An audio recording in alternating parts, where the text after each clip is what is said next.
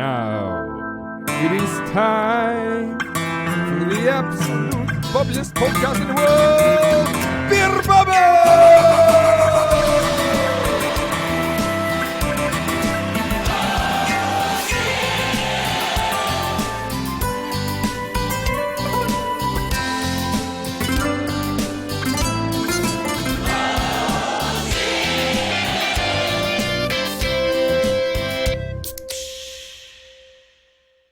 Are you ready? Yes. Perfect. Welcome back to Beer Bubbles, the number one published podcast in the world. We don't have that confirmed, but we're sure about it. Yeah. You probably are. Probably are. Yes. I'm sitting here with Johan at Ten Hands Brewing Company in Karlstad. Yeah, correct. Yeah, why don't you introduce yourself a little bit and tell us about who you are? I'm Johan, a long-time beer nerd that fell in love with beer brewing, and now I'm the brewer at Ten Hands Brewing. And there's a couple of more brewers here as well. Not today, but usually. Yeah, we also brew for Shapes and Objects, for example. We brew their beers at our facility here in Karlstad. And that is Magnus that was on Omnipoju before. I wanted to have a side project. So, yeah, that's pretty much that. And you're included with you, Johan, then you have Robert, Jonas, and two more guys, right? Well, we have a couple of more, but it's me, Robert, and that are founder of this company, together with another guy called Jan. That's pretty much us, yeah. And then we have Jonas here, who is working with us, of course. Ten has been around for, 5-6 years now? 6? Wintertime 2018, we formed the company, and then we brewed our first beer in the beginning of 2019. Yeah. Last time I talked to you guys was with Robert back in 2002. No, 2022. 2022, not 2. That's a long time ago. We're sitting at a cafe in the center of town with the old ladies staring at us. Because we sat there with these microphones. And we talked a little about the brewery's history and stuff. So we've had it in the podcast before if you want to go back and check that out, because it was a fun interview with him. But back then you brewed at Värmlands Brygghus. Yeah, we did. You didn't have your own brewery, and you really recently moved here. Tell about this new location and how it feels to have your own brewery now. Yeah. Well, we moved here. We got the key to this facility 1st of January 2023. And 1 month later, 7 or 8 maybe Hungarian guys from Siptech in Hungary, of course, came here and put together our brew house with everything. So we moved our canning line, which we had at Värmlands Brygghus in Kristinehamn, and we moved 4 fermenters. But besides that, it's all brand new here. Yeah, because you own the fermenters and the canning line beforehand. Yeah. But now we had then 4 2,000 liters fermenters. Now we got 2 more 2,000 liters and 2 4,000 liters. So what's the brewery's capacity per year? We have per year, depends on how hard you push me. Well, what could it be in a normal sense, like if you were working regular? Working regular, it would be above 100,000 liters sellable volume. I guess we can push it to 140,000 liters or something like that. But we also want it to be good beers. Yes, of course. Sometimes we want to do strong beers, and that takes some more time and capacity. Does. Yeah. And also rest in peace to Värmlands Brygghus, another brewery that fell now recently to the economic. The big brewery death that's happening this year, sadly. Probably won't be the last one, but which is really sad to see breweries go. But it's fun that you have your own place now to be and to brew your own beer at your own schedule and everything like that. But you've been doing a lot of festivals as well, I've noticed. We do a lot of festivals. Well, not me as much as Robert. No. He does the most festivals. I need to be here brewing beer, canning beer, kegging beer. About how many do you do per year? Oh, that's a trick question. I don't know. Could it be somewhere 15 maybe? I don't know. Yeah. It depends on, and then we got a lot of tap takeovers, and we do collabs, of course, and sometimes we go there and we do collabs. Yeah, and I recently tasted some of your collabs that's coming up. Maybe you don't want me to expose what it is yet, but because you did a few collabs before, and I've seen you doing with a few different breweries. Is that something you guys think are fun to do collabs and meet other brewers and brew together? Yeah, that's the best. I think one of the best parts is that, and then you can share experience with each other. You can discuss, and you're putting a recipe together. Maybe you do that via emails in the beginning, and then we try to do collabs together with people as well.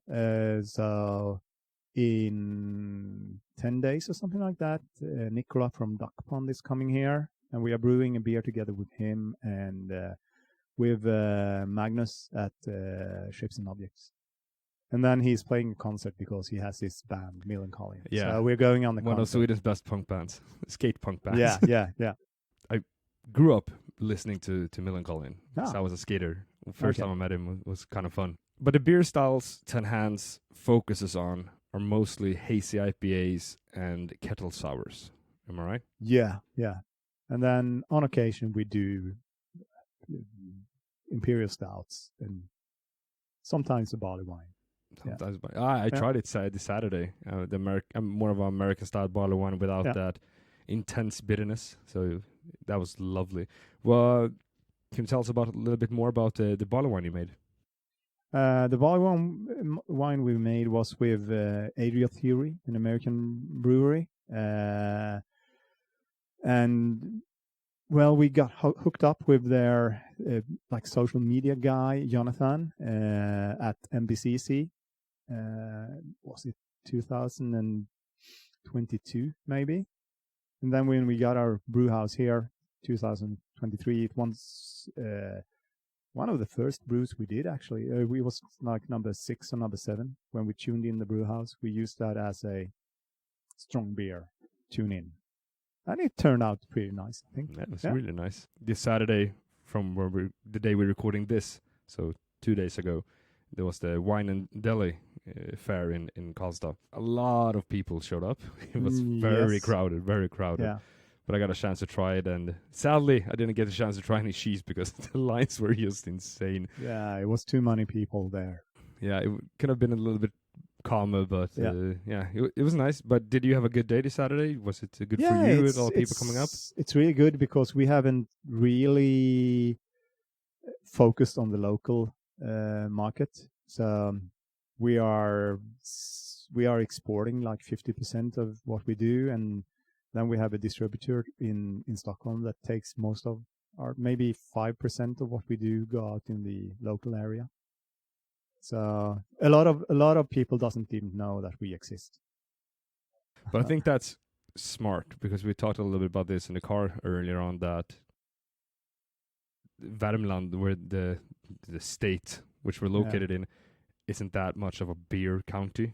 No. Overall. There are beer geeks, of course, but to survive as a brewery here, you kind of need to export and get out to the rest of Sweden, the Swedish market, to actually survive. Yeah. I mean, we have 10 Hands at Akkurat once in a while, quite often. I think we have it, especially the kettle sours. Yeah. And then I don't know what other places in Stockholm has. What other places? I really don't know because that's not that's not our sales. It's our distributors, but I think that Stigberg's Food has it. Oliver Twist have had it sometime, I think, as well. Sometimes they have had it as well. I imagine Lådan. Lådan, well. Lådan has it as well, yeah. But it's funny to see 10 Hands or the beer from Värmland in Stockholm. Yeah. It's fun to see. I'm going to go a little bit towards your designs of the labels, because you have a very unique label, and you can see that it is 10 Hands without having seen the beer before. because of the design. And you work with a girl called Violetta, right? Yeah, correct. Is that something still going on? Yeah. I still work with her. Yeah.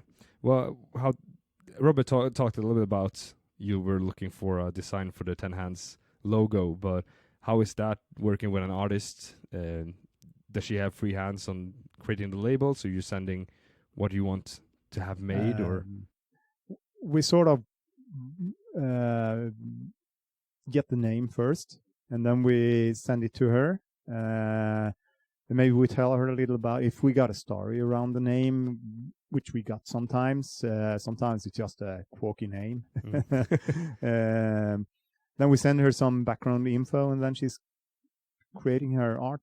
Sometimes we have, most of the time we just love what she do, but sometimes, of course, we have some things that we maybe want her to change, and can you lift this, or yeah. I think it's fun that you actually work with an artist to create your labels, and to have the same person do that, because also she tells the story with your labels.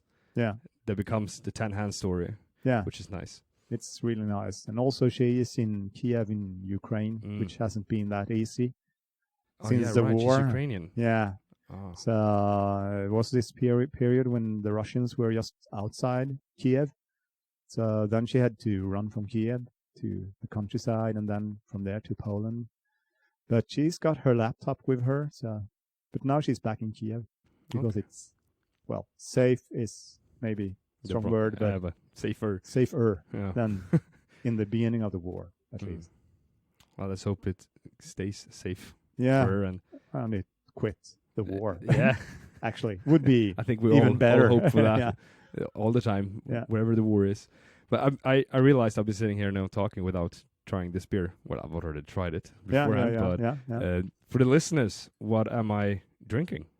You are now drinking a Shapes and Objects beer, Respect Your Elders, which is a West Coast IPA, fairly high in bitterness, old school IPA from the West Coast of the US.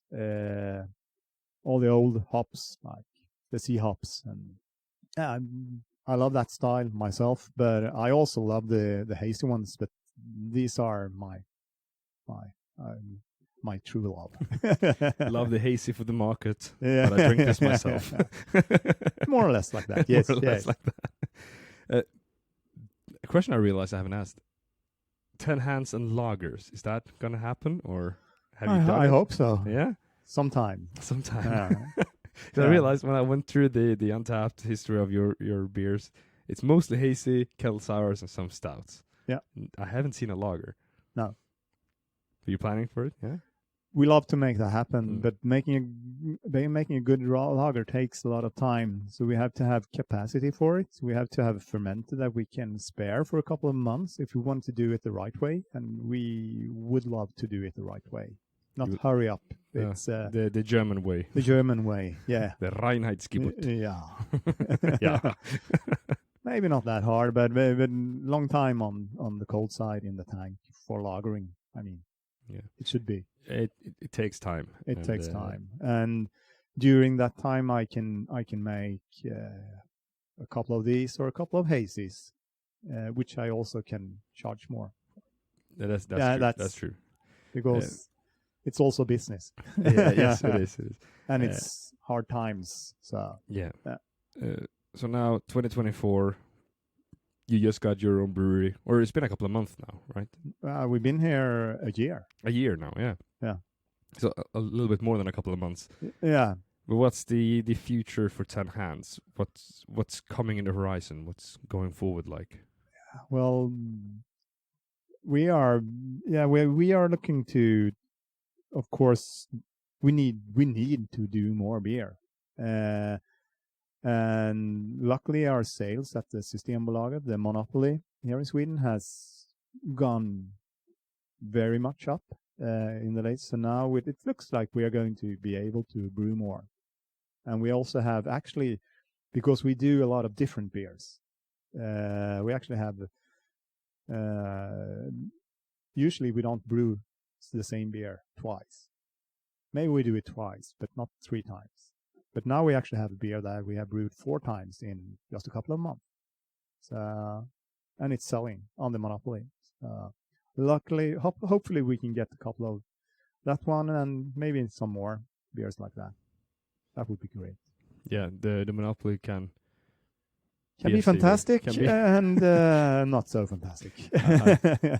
I've had a couple of episodes where I've gone too far when we talked about the monopolies. I'm not going to start, but yeah, it has the good side of the positive side of when you get into the monopoly, you can have good sales and getting onto the country, but it can also be very difficult for brewers to get into the monopoly.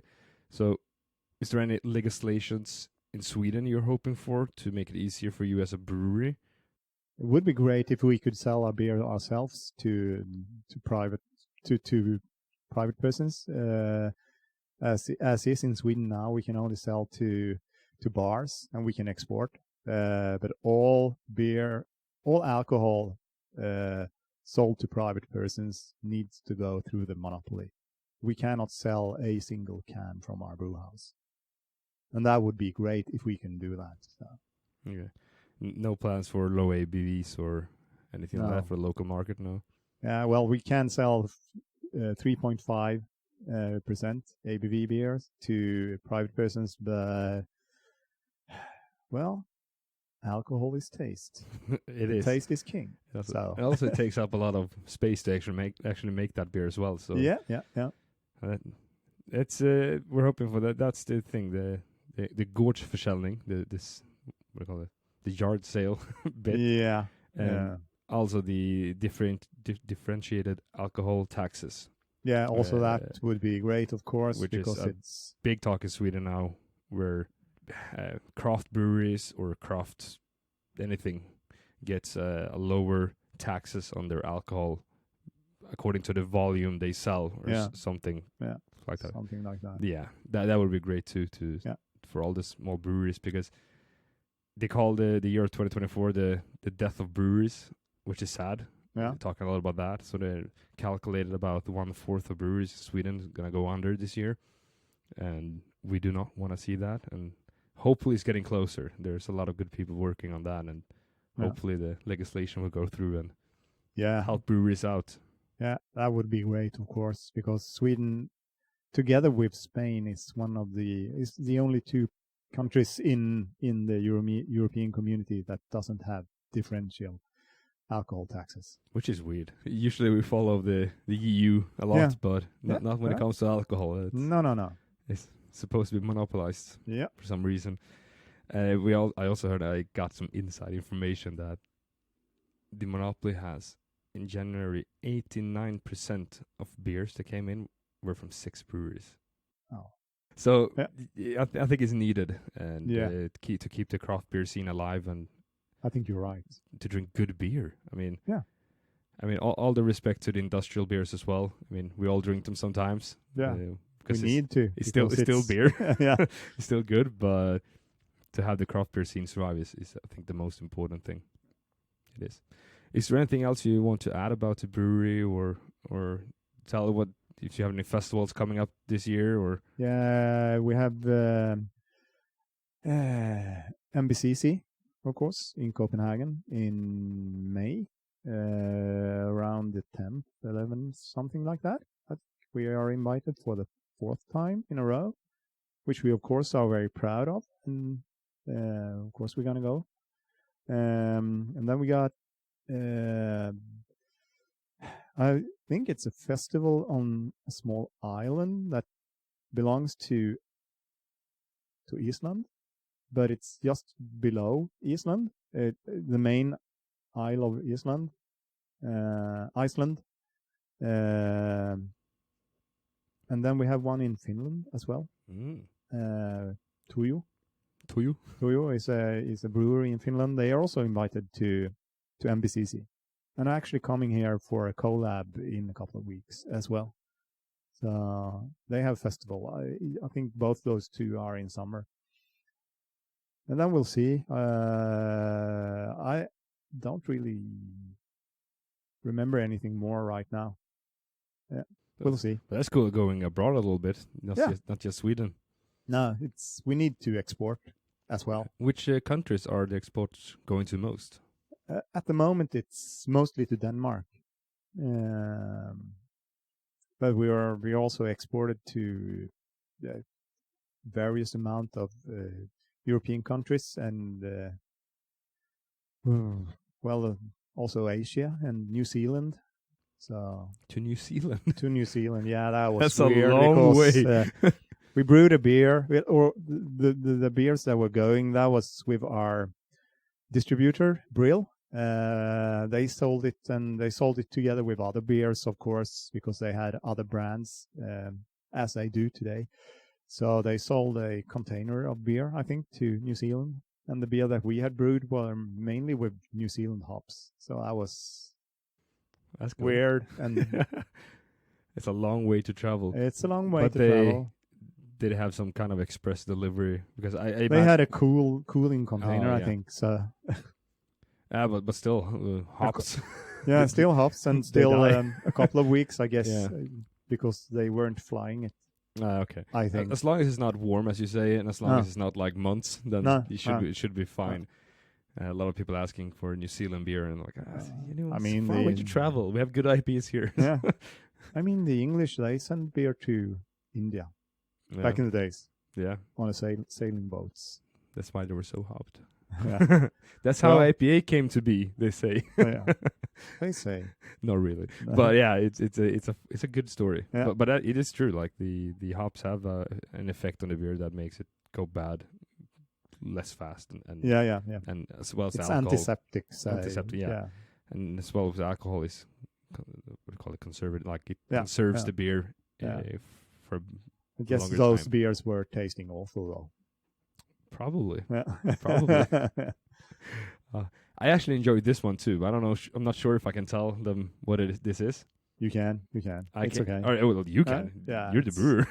I'm just drinking. This is a collab with Barclay Brewing in New York and Shapes and Objects and Ten Hands, and it's a barrel aged stout at about 15 ABV, 15%, 24 month approximately on High Coast barrels. High Coast is a Swedish whiskey distiller.